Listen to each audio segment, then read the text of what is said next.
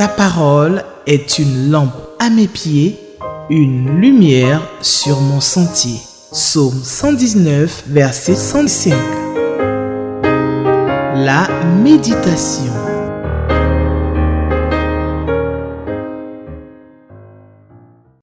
Mesdames et messieurs, chers amis lecteurs de la Bible, Shalom. Bienvenue à votre émission journalière Méditons ensemble avec la Ligue pour la lecture de la Bible. À la partie technique de l'émission d'aujourd'hui, bien sûr sous la supervision de notre bien-aimée sœur Danielle Kraoui, nous avons nos habituels accompagnateurs fidèles, nos frères Zogbe, Mao, Aluka et notre sœur Gra. Bienvenue, comme je disais, aujourd'hui nous allons encore lire la Bible, il faut toujours lire la Bible. Nous allons lire la Bible sur la base des tests qui sont proposés par le lecteur adulte 2023, bientôt 2024. N'oubliez pas d'aller chercher votre lecteur pour qu'en 2024 nous continuions donc les méditations. Les instruments du lecteur de la Bible, c'est la Bible elle-même bien sûr. Il faut toujours l'avoir dans une version que nous pouvons comprendre. Moi, j'ai pris la version Louis II et notre test, notre lecture se fera dans cette version. Il faut avoir le lecteur, comme je disais tout à l'heure, et puis il faut avoir un carnet pour noter les idées que nous aurons retenues de notre méditation. Aujourd'hui, notre texte se trouve dans le livre du prophète Jonas et nous allons lire le chapitre 1, du verset 1 au verset 17, dans certaines versions, c'est du verset 1 au verset 16, mais tout le chapitre 1, nous allons le lire ensemble. Bien avant, acceptez, comme c'est notre première lecture dans la première partie de ce livre-là, permettez que nous fassions une introduction. Ce livre-là est intitulé Jonas, Jonas qui veut dire colombe. Il raconte l'histoire d'un prophète du même nom. C'est lui d'ailleurs qui son auteur, que Dieu a envoyé en mission. Ce Jonas, fils d'Amitai, est contemporain des prophètes Amos et Osée.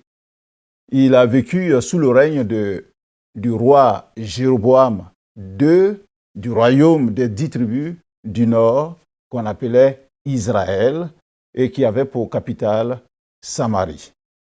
Bien sûr, il a vécu avant notre Seigneur Jésus-Christ, 824 à 783 avant Jésus-Christ. Il était originaire de Galilée et son village s'appelait Gath-Hépher. L'envoi du prophète à Ninive, en Assyrie, donc ce n'est pas en Israël, Ninive se trouve donc dans le royaume d'Assyrie, est conforme à ce que nous savons des relations du peuple d'Israël avec la Syrie à ce moment-là. Les temps qui avaient précédé, bien sûr, cette époque de Jonas, avait été ceux des premiers contacts entre le peuple d'Israël, des 10 tribus, et le redoutable empire assyrien. La mission qui fut confiée à Jonas n'était pas facile. Il devrait se rendre à Ninive, capitale du premier royaume de l'époque, l'Assyrie. Et là régnait un prince tellement dissolu que son nom, Sardanapale, sert encore de nos jours à exprimer la flétrissure, l'infamie. Les débordements du prince, de ce prince-là, et de son peuple étaient devenus tels que la ruine de l'empire était prévisible. Aussi, le Seigneur envoie Jonas dans cette ville pour convier ces idolâtres-là à la repentance. Leur promettre un répit moyennant cette condition, c'est-à-dire la condition de la repentance. Alors, Jonas devait se présenter au nom d'un Dieu que les Ninivites ne connaissaient pas. Et devant cette réalité, on comprend que la foi et le cœur est manqué au prophète qui va alors refuser d'exécuter la mission. Quand je dis on comprend, je veux dire humainement parlant.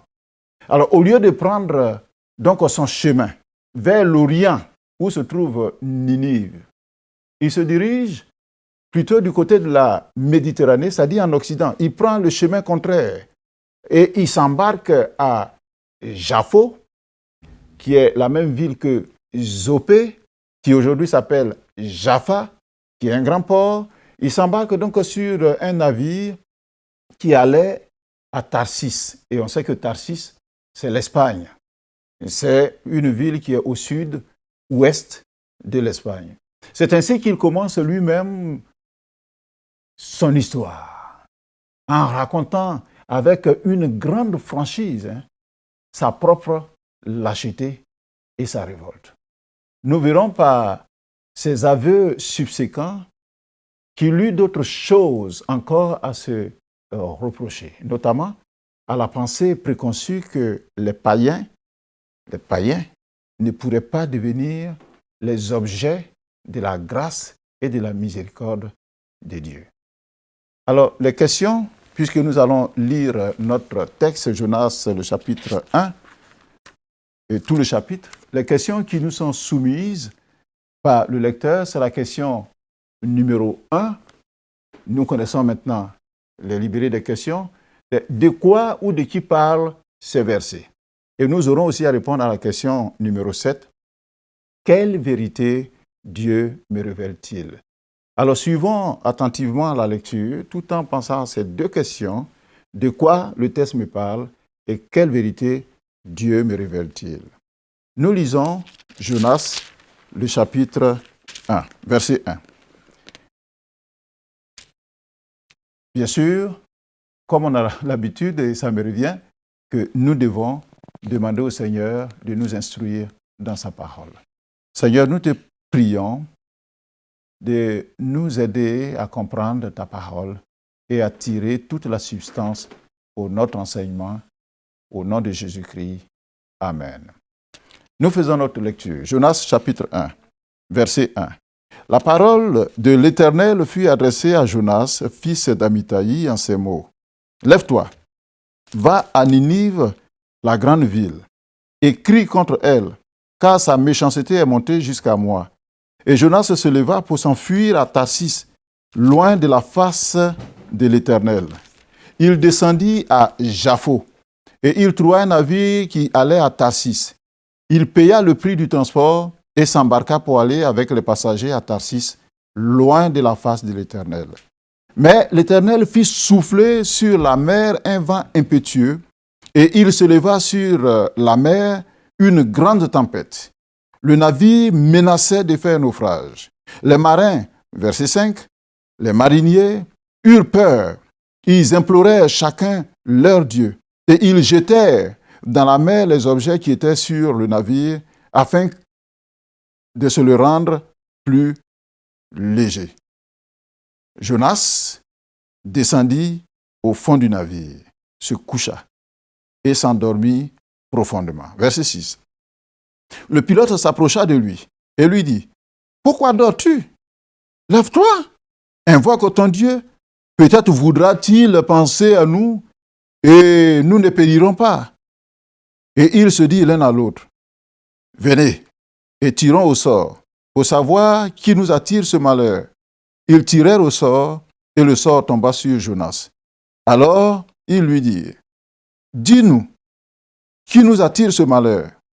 Quelles sont tes affaires? Et d'où viens-tu? Quel est ton pays? Et de quel peuple es-tu? » Il leur répondit, « Je suis hébreu, et je crains l'Éternel, le Dieu des cieux, qui a fait la mer et la terre. » Verset 10.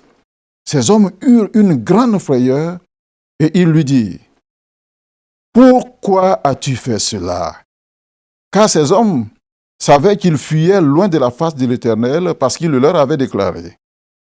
Ils lui dirent, « Que te ferons-nous pour que la mer se calme envers nous? » Car la mer était de plus en plus orageuse.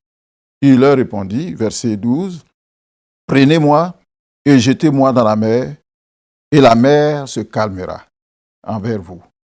Car je sais que c'est moi qui attire sur vous cette grande tempête. » Verset 13. Ces hommes ramaient pour gagner la terre, mais ils ne le purent, parce que la mer s'agitait toujours plus contre eux. Verset 14. Alors, ils invoquèrent l'Éternel et dirent, Ô Éternel, ne nous fais pas périr à cause de la vie de cet homme et ne nous charge pas du sang innocent, car toi, Éternel, tu fais ce que tu veux. Puis, ils prirent Jonas et le jetèrent dans la mer, et la fureur de la mer s'apaisa. Verset 16. Ces hommes furent saisis d'une grande crainte de l'Éternel, et ils offrirent un sacrifice à l'Éternel et firent des vœux. Amen. Voici donc notre texte. Comme titre qu'on pourrait donner à ce texte, à cette histoire, c'est « Peut-on fuir la face de Dieu ?» Peut-on fuir la face de Dieu? Le lecteur a donné au titre « Servir Dieu » un impératif. Alors, de quoi ou de qui parlent ces versets que nous venons de lire?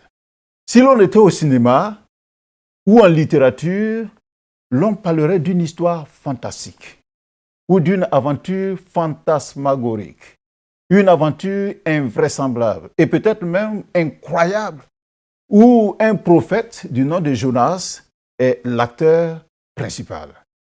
Or, cette histoire, d'apparence étonnante et inimaginable, est tellement vraie que le Seigneur Jésus lui-même la cite dans Matthieu, le chapitre 12, le verset 40. Et c'est le Seigneur qui parle. Il dit de même que Jonas fut 3 jours et 3 nuits dans le ventre d'un grand poisson, de même le Fils de l'homme sera 3 jours et 3 nuits dans le sein de la terre. C'est que le Seigneur donne de l'importance donc à ce texte et que cette histoire-là est vraie. Elle n'est pas que fantastique ou fantasmagorique, elle est vraie. Alors, passons en revue le texte qui nous est soumis. Regardons déjà le verset 1. Qu'est-ce qu'il a dit? La parole de l'Éternel fut adressée à Jonas, fils d'Amittai, en ces mots. Lève-toi, va à Ninive. Donc, le texte nous dit que c'est Dieu qui a envoyé Jonas en mission. Et le verset 2, il dit, va à Ninive, la grande ville. Ninive, c'est la capitale de la Syrie, déjà mentionné dans Genèse, le chapitre 10, comme une ville créée par Nimrod. Et elle était, lui, qui était fils donc de Cam. Alors, cette ville était située sur la rive gauche donc, du Tigre, vis-à-vis de la ville actuelle de Mossoul, en Irak. Et elle doit avoir été d'ailleurs plus grande, plus rayonnante que Babylone elle-même. Elle avait 24 lieues de pourtour, c'est-à-dire de périmètre, soit 115 km de périmètre. D'où 3 jours pour faire le tour de la ville à pied. Nous dit Jonas, le chapitre 3, le verset 3, que nous allons lire dans quelques jours, parce que Jonas a dû parcourir tout ce pourtour-là après. Les Assyriens ne sont ni hébreux, ni juifs, et ce n'est pas le peuple que Dieu, en ce sens-là, est le peuple de Dieu, comme s'il s'agissait donc des descendants d'Abraham. C'est vers ce peuple-là, donc, qui n'est ni juif, ni hébreu, qui n'a aucune relation de chair, de sang avec le peuple choisi de Dieu, c'est vers cette ville-là et ce peuple-là que Dieu envoie Jonas. Alors, bien sûr, Jonas va décliner sa mission. Le verset 2. La mission, c'était quoi? C'était d'aller, Jonas devrait aller, et puis crier contre cette ville. Nous avons beaucoup d'exemples dans les prophéties où on doit crier la menace donc à des peuples païens. Mais ces menaces-là n'étaient prononcées que devant les Israélites, pour les avertir ou les encourager. C'est ici le seul cas dans la Bible où un prophète de Dieu est envoyé prêcher la parole de Dieu à des païens. Et pour quelle cause? Le verset 2 nous dit que Jonas doit aller à Ninive, crier là-bas. Pourquoi? Parce que la méchanceté de ce peuple-là, de cette ville-là, est montée jusqu'à moi. Alors, cette expression est analogue à Genèse chapitre 18, où il est question de Sodome et de Gomorrhe, où on dit que ce peuple-là aussi était devenu très pervers. Alors, dans ce passage que nous venons de lire là, Dieu n'énumère pas les traits de cette perversité, mais en lisant plus loin d'autres passages, notamment dans le livre de Naoum, nous savons que ce que Dieu reprochait à ce peuple-là, c'était sa cruauté, c'était ces rapines-là, ils allaient faire des raptes, ramasser des gens dans les autres contrées. C'était l'orgueil donc de ce peuple-là, c'était la volupté des habitants de Ninive, c'est-à-dire l'immoralité dans laquelle vivaient donc les gens de Ninive. Le verset 3, il a dit que Jonas se leva et il s'enfuit. Il se leva pour s'enfuir à Tarsis, loin de la face de l'Éternel. En le faisant, Jonas pensait que la présence de Dieu, parce qu'il dit il s'éloigne de la face de l'Éternel. Donc il pense que la présence de Dieu était limitée dans l'espace. Dieu est, il a dit malheureusement pour Jonas, Dieu est non seulement omniprésent, donc il est partout et personne ne peut se cacher de lui, mais aussi il sait tout de chacun de nous. De nos jours, certaines personnes pensent que Dieu est localisé peut-être seulement à l'église. Donc leur sainteté, là, c'est seulement à l'église. Mais quand on sort de l'église, Dieu n'est pas. Elles peuvent donc vivre une vie dissolue en dehors de l'église, car Dieu ne serait pas dans ces lieux-là. Peut-on vraiment se cacher de Dieu? Le psaume 139 dit le contraire.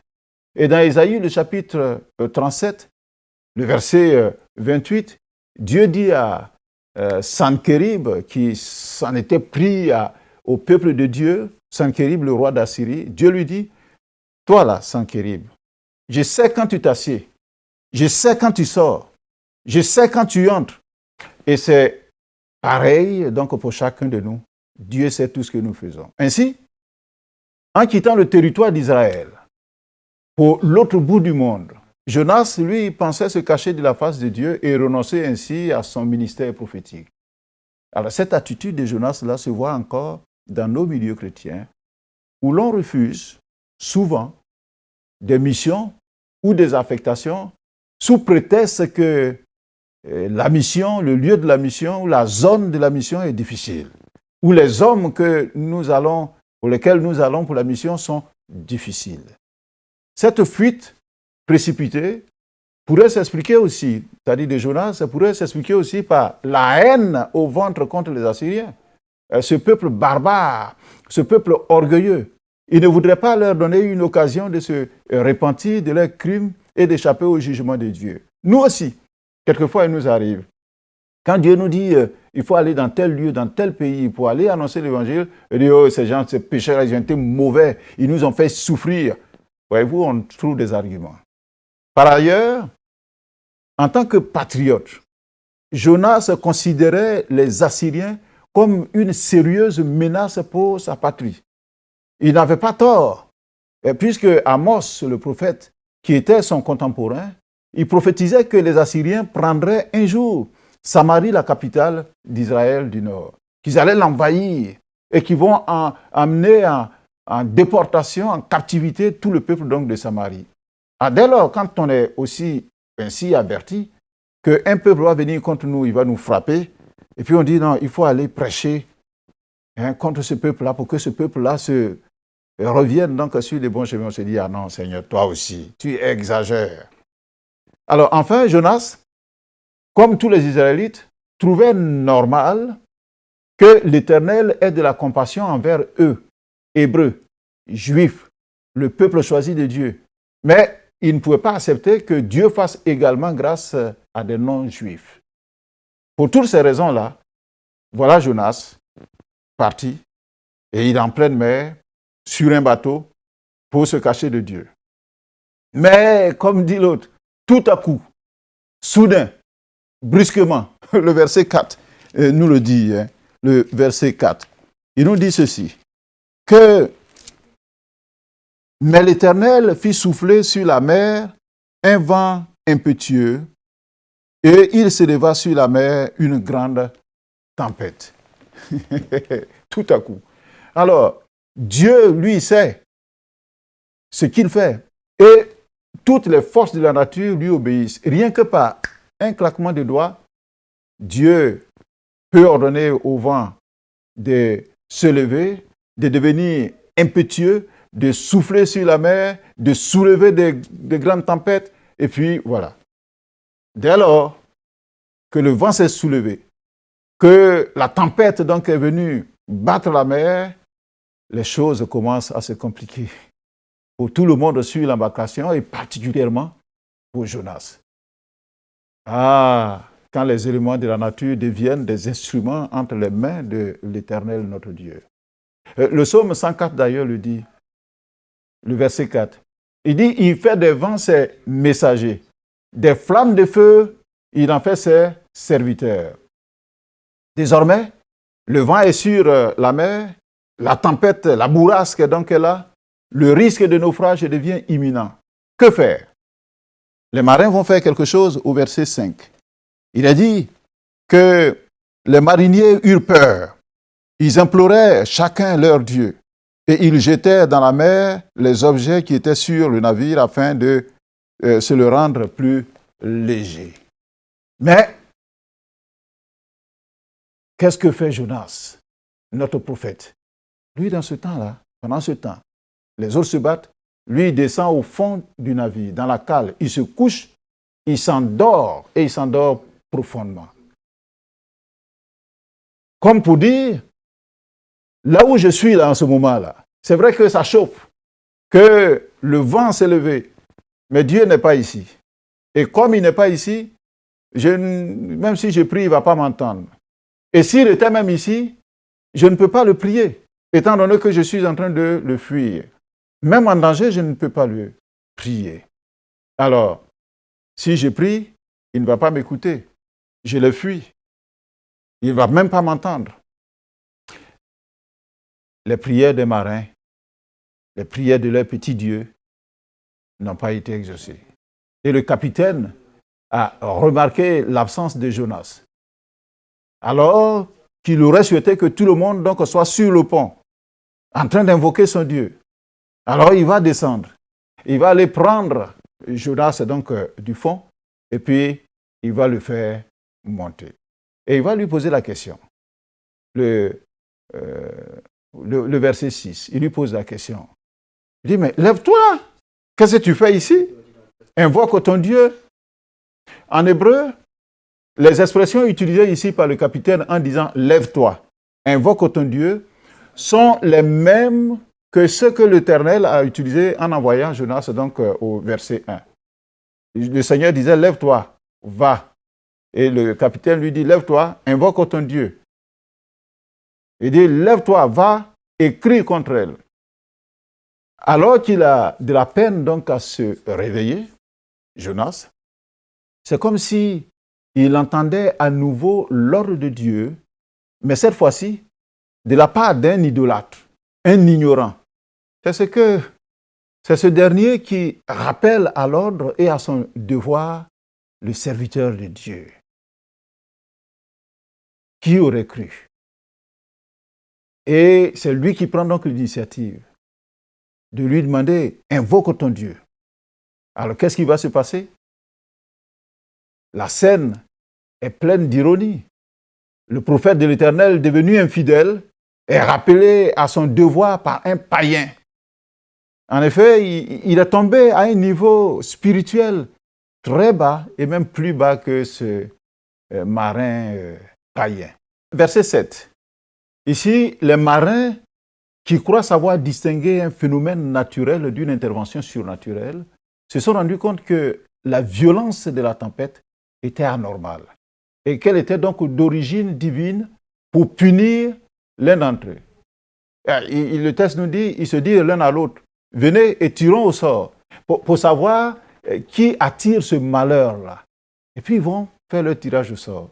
Et le sort va tomber sur Jonas.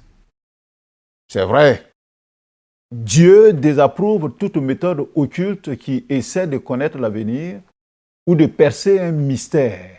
Et il n'approuve donc pas ce tirage au sort, mais parce qu'il est le Dieu souverain, il a utilisé cette pratique pour désigner son serviteur infidèle. Dans le livre d'ailleurs de Proverbes, le chapitre 16, le verset 33, il est dit qu'on jette le sort dans le pan de la robe, c'est-à-dire on fait le tirage au sort, mais toute décision vient de l'Éternel. Verset 8, qu'est-ce qui va se passer? Après 5 questions à Jonas, les marins découvrent exactement qui il est et ce qu'il a pu bien faire de mal. Voici les questions qu'il lui pose. Il dit, dis-nous, qui nous attire ce malheur? 2. Quelles sont tes affaires? Peut-être que tu as des affaires qui ne sont pas très, très bien. Et d'où viens-tu même? 4. Quel est ton pays? Et puis 5. De quel peuple es-tu? Alors, Jonas répond. Et verset 9, il se voit découvert et il va rendre un témoignage. Mais un témoignage juste au Dieu d'Israël. Il dit ceci, je suis hébreu, je crains l'Éternel, le Dieu des cieux, qui a fait la mer qui est déchaînée présentement et qui a fait aussi la terre. En une courte phrase, Jonas donne beaucoup d'informations aux matelots et confesse aussi sa faute. Ça, c'est très important. Verset 10 et verset 11, il dit que ces hommes, ils ont eu une grande frayeur. Cependant, ils s'indignent aussi de la désobéissance insensée du prophète qui pour eux devient comme un criminel. Il a une conduite criminelle parce que fuir Dieu de la sorte. Alors ils vont lui dire, mais pourquoi tu fais ça même? Maintenant, que ferons-nous pour que la mer se calme envers nous? Jonas va leur répondre, bon, la solution qui reste, et ça c'est le verset 12 donc qui le dit, la seule solution, c'est de me prendre, prenez-moi et jetez-moi dans la mer, et la mer se calmera. Alors, verset 13, face à la mer, qui est de plus en plus orageuse, même s'il trouve que jeter Jonas donc dans l'eau, vraiment c'est quelque chose aussi d'inacceptable. Mais le verset 13 nous dit que la mer s'agite toujours plus contre eux. Et puis, ces hommes, ils accèdent donc à la proposition de Jonas de le jeter à la mer afin que celle-ci se calme. Bon, si le sacrifice de un peut nous sauver, allons-y.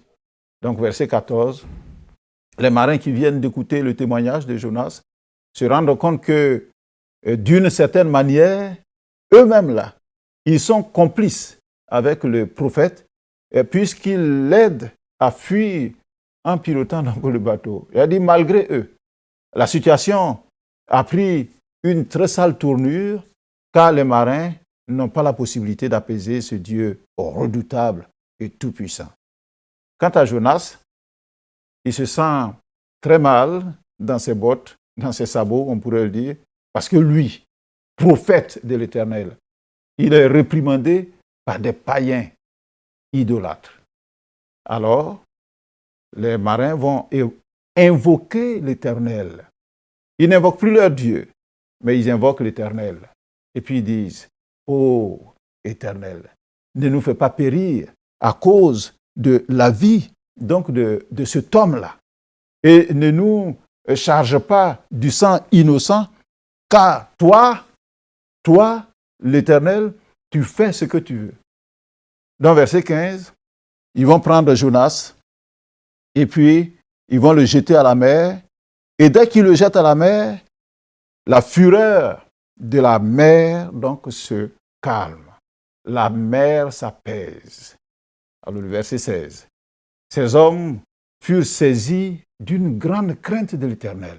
Ils viennent d'écouter le témoignage. Ils ont vu la force donc des vents. Ils savent que c'est Dieu qui a créé ça. Et dès lors que Jonas est parti et qu'ils ont prié, la mer donc se calme. Ils se disent, mais ce Dieu-là, il faut lui offrir un sacrifice. Alors ils lui offrent un sacrifice. Et puis ils vont lui-même faire des vœux. Encore ici, les marins manifestent donc leur piété. Apparemment, ils ont abandonné leur petite divinité, j'allais dire, de polichinelle, car ils éprouvent une profonde crainte révérentielle pour l'Éternel qu'ils reconnaissent désormais comme le souverain maître et le seul Dieu véritable. Leur adoration se traduit par un sacrifice et des vœux. Ils ont probablement offert un animal qui était à bord et ils font vœu d'en offrir d'autres une fois sur terre ferme. Ils se comportent comme des véritables croyants désormais. Et le verset 17. Et quand Jonas, lui, qu'est-ce qu'il va faire? On l'a jeté à l'eau. Et la parole que nous venons de lire, le dernier verset, nous dit que l'Éternel fit venir un grand poisson pour l'engloutir. Et Jonas fut dans le ventre donc de ce poisson 3 jours et 3 nuits. Hey, Jonas, tu as des problèmes. Mais heureusement, comme dit l'adage, une faute avouée est à moitié pardonnée. Jonas, jeté en pleine mer, garantissait sa noyade parce que même si le vent s'est calmé, mais en pleine mer, on a combien de lieues donc de la berge? Mais ce n'est pas arrivé parce que Dieu est intervenu en manifestant une nouvelle fois sa souveraineté sur la nature. La mer s'est calmée. Mais bien que la mer se soit calmée, c'est bien, mais pour Jonas, ce n'est pas suffisant. Comment allait-il regagner la terre qui est si éloignée? Alors l'Éternel ordonne donc à ce gros poisson de venir, de le prendre et de le mettre donc dans son ventre. C'est-à-dire de le mettre au chaud dans son ventre. Quelle grâce Dieu fait. De cette histoire, les hommes se sont tellement focalisés sur la grandeur du poisson qu'ils n'ont pas fait attention au grand Dieu. Parce que c'est un Dieu de minutie. Parce que l'enchaînement des choses, les événements sont tellement parfaits en faveur de Jonas qu'il ne peut avoir qu'un Dieu aussi grand, aussi minutieux et aussi bienveillant qui peut donc agir de la sorte. Et comme je le disais en introduction, Jésus d'ailleurs, qui croit cette histoire parce qu'elle est vraie, utilise l'histoire de Jonas qui a passé 3 jours et 3 nuits dans le ventre d'un poisson comme signe de ce qu'il allait subir lui-même. Alors, il s'ensuit que les événements qui entourent Jonas n'ont pas été inventés, mais ont véritablement eu lieu. Vous savez, dans la mer, il y a beaucoup on parle même de monstres marins. Il y a le requin bleu, par exemple, qui fait près de 30 mètres donc, de longueur. Et un autre animal marin, dans sa tête se trouve même une poche d'air qui peut faire près de plus d'1 mètre donc, de haut et de large, donc, où quelqu'un même peut se mettre là-bas et vivre donc, des heures. Mais là encore, on ne regarde pas cela, on regarde donc la grandeur, la puissance de notre Dieu. Alors, en conclusion de cette méditation, qu'est-ce qu'on peut dire? Comme Jonas, Dieu nous envoie aussi, aujourd'hui, vers toutes les nations afin de faire de ces nations-là des disciples de Dieu. Et ça a été d'ailleurs ce qu'on a appelé la grande commission ou la grande mission. Comme Jonas devrait aller en mission donc à Ninive, chez des païens, le Seigneur nous dit dans Matthieu, le chapitre 28, le verset 19, il dit « Allez, faites de toutes les nations des disciples. » Alors, sommes-nous comme Jonas à trouver des raisons afin de fuir cette responsabilité inhérente à tout chrétien? Parce que tout chrétien doit pouvoir aller en mission et faire des autres donc des disciples. Est-ce que nous sommes comme Jonas pour trouver donc des prétextes à dire par exemple, oh, la mission là est vraiment trop difficile. Oh, je n'ai pas les capacités. Je n'aime pas ces gens-là. Comment c'est à eux que Dieu m'envoie? Ce poste-là, cet endroit, c'est un désert. Tâchons de ne pas limiter les grâces de Dieu en refusant la mission que Dieu nous a confiée. Alors attention, notre attitude et notre comportement vis-à-vis des missions que Dieu nous confie peuvent soit nous attirer des ennuis, comme ce fut le cas de Jonas, soit nous combler de bénédictions. Parce que n'oublions pas ceci, celui qui nous envoie, il nous qualifie, il est toujours avec nous et il pourvoit à nos besoins. Quelle vérité Dieu nous révèle dans ce texte que nous avons lu? Première vérité, c'est que Dieu fait aussi miséricorde aux non-chrétiens. Nous avons vu, Jonas devrait aller chez les Ninivites, un peuple païen. Alors c'est pourquoi il nous envoie vers eux, pour qu'ils puissent bénéficier eux aussi des grâces, de ces grâces comme nous avons cru et nous avons reçu de ces grâces. Deuxième vérité, on ne peut pas fuir la face de Dieu. Parce que Dieu est partout. Il nous voit, il nous connaît. Et le psaume 139 dit que même la pensée n'est pas dans notre tête, dans notre esprit, que Dieu sait ce que nous allons penser. Alors est-ce qu'on peut fuir et se cacher de quelqu'un de la dimension donc de Dieu? Non. Troisième chose, les difficultés ou les ennuis qui nous arrivent peuvent être les causes de nos propres turpitudes. C'est-à-dire, nos comportements peuvent nous engendrer des ennuis ou des difficultés. Toutes les difficultés qui nous arrivent ne sont pas forcément du diable, mais ça peut être nos propres turpitudes. Question A. Quel est le verset qui m'interpelle le plus donc dans ce texte que nous avons lu? Bien sûr, vous pouvez comprendre avec moi, c'est le verset 2. Lève-toi, va à Ninive. Je sens ça comme un appel pour moi. Lève-toi, va vers les autres qui ne connaissent pas le Seigneur. Que le Seigneur nous bénisse par cette histoire donc de Jonas. Que le Seigneur nous donne d'être perspicaces, d'être obéissants, d'être engagés et de répondre toujours, Seigneur, je suis prêt, je m'en vais pour ta mission. Est-ce qu'on peut prier le Seigneur et lui demander de nous donner cette force-là? Prions le Seigneur.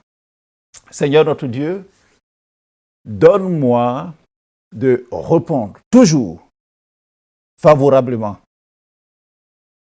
aux missions, aux injonctions que tu me fais. Chaque fois que tu me diras, lève-toi, fais ceci, va ici, que je sois prêt, parce que toi, tu es toujours avec moi. Tu me gardes, tu me conduis et tu fais réussir ma mission. Fais-le aussi pour mes frères, au nom de Jésus-Christ. Amen. Demain, c'est un autre jour. Le commentaire d'aujourd'hui se trouve à la page 151 du lecteur. Vous pourrez lire et puis enrichir donc le débat, la réflexion. Demain, Dieu voulant, nous serons ensemble et nous allons lire le chapitre 2 de Jonas. Dieu vous bénisse. Ta parole est une lampe à mes pieds, une lumière sur mon sentier. Psaume 119, verset 105. La méditation.